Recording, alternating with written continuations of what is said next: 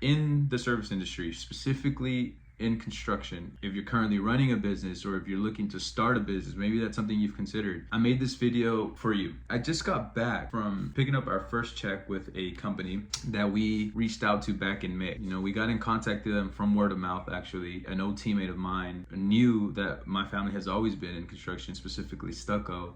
And so he got approached by this builder and he was asking for stucco work, and so he recommended us. From May till today in August, we had only ever communicated through text and through phone call. We had met a handful of times in different job sites. That was about it. Okay, we were able to knock out 2 small jobs. And so today I went to their office for the first time in 4 months and picked up a check worth $1,500. So a lot of people will say $1,500 in 4 months is not a good trade. There's much more to that. Those $1,500 in 4 months means a lot more from the conversation that I was able to have and their interaction that I had with them in their office. While I was in their office, we were having different conversations. The first thing that came out of that was 2 additional opportunities. So I'm able to put 2 new opportunities into our pipeline that will be ready to work on here maybe within the next 30 days, which is good. Apart from the 2 new opportunities, I was speaking to the head supervisor there, and he mentioned to me, he was actually telling me how thankful he was for the communication that we have here with them. The fact that we're always on top of our projects. We're constantly sending them reminders if we haven't heard back from them. And what this did to me was it confirmed that our company values, which are ACQ, accountability, communication, quality, or work, our clients are able to experience exactly what we want them to experience. Because in this conversation, this supervisor told me, we're super thankful for the communication that you have, for completing things when you say you're going to complete them. And he was super happy with the 2 small jobs that we've done for him. And so he actually said word for word, I'm glad that I won't have to be behind your ass because I see the quality and attention to detail and how clean you guys left your workspace after you left. And so that's going to make my life easier. And the funny thing is that when I went into construction, I knew this from the 25 years of experience that my dad's had and over 20 years of indirect experience that I had, right? And by that, I mean listening to conversations they were having at dinner table, at family gatherings that were always talking about construction. I had a lot of knowledge that I didn't realize. And so from that, I knew that entering the construction space, and I think you guys can benefit from this, is if you focus on having accountability. Supervisor, I'm gonna get this done on Wednesday.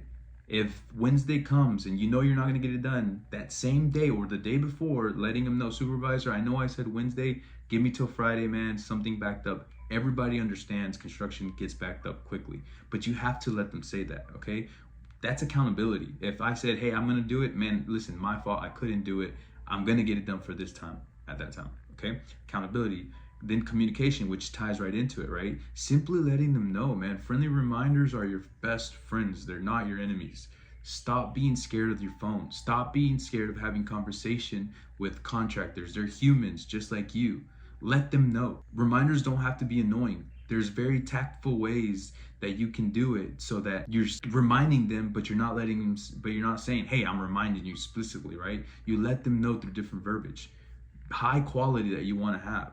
And quality. All this shit that I've been saying this last 4 months about how good we are, about how quality stucco that we do, now it's time to show it, and which we did because he voiced it to me. I'm happy with the performance that you've had. And so what this leads to is then him continuing to say, we have providers that do stucco, that have done stucco in the past and siding. After these last 4 months, we're not even considering them. So when he sat me down and looked at me and said, listen, we want to give you all the work that we'll have that's within your scope of work. Okay, within what we do, stucco and siding, it's all yours. He said, so we're going to make sure that all our work is yours. And he's like, in exchange, we'll just want you to make us, their company, a priority. And to me, I was like, absolutely. That's an excellent exchange that I'm willing to do every day. So you're going to keep me ahead with no one else. You're going to respect my prices. You're going to respect the quality of work that I do, which they are. And I'm going to respect you and your schedules, and I'm going to prioritize you over, other custom home builders who may still be finding and obtaining bids from 2 or other 3 guys who are looking to do the same work as I am. Absolutely. Fair trade all day. And so that confirms again that what we're doing, the fundamentals, the basic stuff, just focusing on quality, focusing on having our areas clean, guys wearing hard hats, guys wearing boots, guys wearing jeans. He literally told me, like, that's the first thing I noticed. You guys were very, safety. You guys prioritize safety. In construction, so many people forget about safety. You want to stand out? Focus on safety. Focus on your group looking up to par, being in uniform, having their hard hats on, having their boots on. These are risks that these contractors take that they actually pass over to us when we get into their job, right? They're relying on us to keep up that standard of safetiness so that their job sites are clean, so that they don't have no problems with OSHA. And last thing we want to do is have any problems with OSHA. And so, these little things are working. As mundane and as annoying as they may seem, double down on them. Okay, that's what I'm doing. I'm doubling down on them before I go growing. I just want to keep doing this. This guy is obviously happy. And it leads me to one final thought that I came from it, and it was identifying your leverage points. Okay, so if you're looking to start a business, or if you currently are in a construction business, make sure that you only focus around that which you have extensive knowledge over. Now, again, this is only what's working for me, so that's all I can share. For me, I would love to be a custom home design contractor where I can make $1 million homes, but that's not where my expertise is. My expertise is in stucco and in siding, in exterior finishing. Once I realized for the last 20 something years of my life, I have indirectly obtained numerous amounts of knowledge from my parents, my dad, my uncles, everybody talking about this construction industry.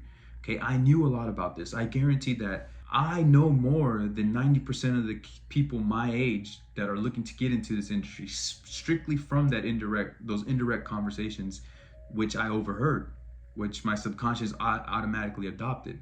See, and I used to look at this knowledge like the worst thing. I was like, yo, construction, I don't want to be who's a millionaire in construction? Like, these are the thoughts I used to have. But I'm glad that I was able to change that perspective, and I was able to realize that that's not a bad thing.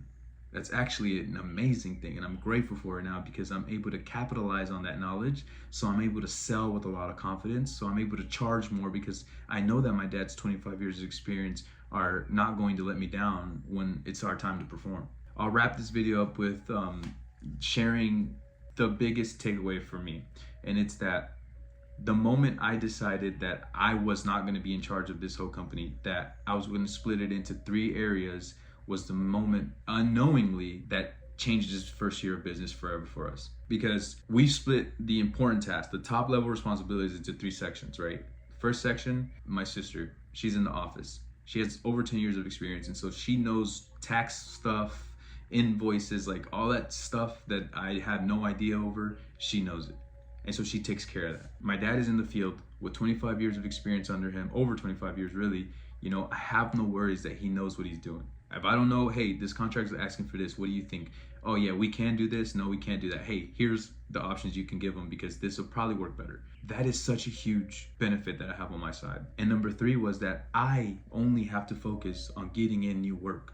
I only have to focus on nurturing these type of clients. And they see that, right? Because I'm only able to put this amount of attention to those reminders, to staying on top of those schedulings, to making sure that everything is good, to constantly be communicating. I'm only able to do that because my dad is taking care of the on-field stuff, because my sister is taking care of the office stuff. And so I'm able to focus in on what I'm good at and double down. Thankfully, I was able to have that set up within the people around me. And so if you have people around you that you really trust, I don't know what your family dynamic may be, but for me, I know that we will never cross each other. Trust me, I know our family dynamic is so different. I almost start to feel like ours is a little weird because I feel like everyone else is just like, they have no trust issues. Like, what the fuck? What kind of family? A whole nother topic. My family, well, I know it. And so if you can be blessed enough to have that kind of dynamic, or even your best friend that you know is down the ride and you guys share these kind of things, man, try and divide these top level responsibilities as much as you can. It's going to be able to let you not grow faster. Growing faster isn't the idea, but quality growth is the idea here, right? And that's what I'm prioritizing right now. I'm super happy about this. If this video does pertain to you at all, I hope you find benefit in it, and I hope that you can see your situation and try and identify these different type of leverage points within stuff that you know. Okay, it doesn't have to be in construction. It can be in any service industry. It can be in any business, really. When you identify leverage points, things that you have unparalleled knowledge about indirectly. It could be because your dad was a dentist and he was talking about teeth all freaking day for your whole life. You have knowledge in that field that can be your benefit. And the thing is, you only have to give it 5 to 10 years, make chunk of change that you want, and then move to something that you really want. For me, and for maybe a lot of you guys, is getting this shit going, okay? Getting this shit going, finding something that you just have an advantage over, and hitting that first 6 figures. After that first 6 figures, I've heard it gets easier. We're going to see, but I have no doubt that it gets easier because those 6 figures don't even matter anymore. So I hope you found some value in this, man.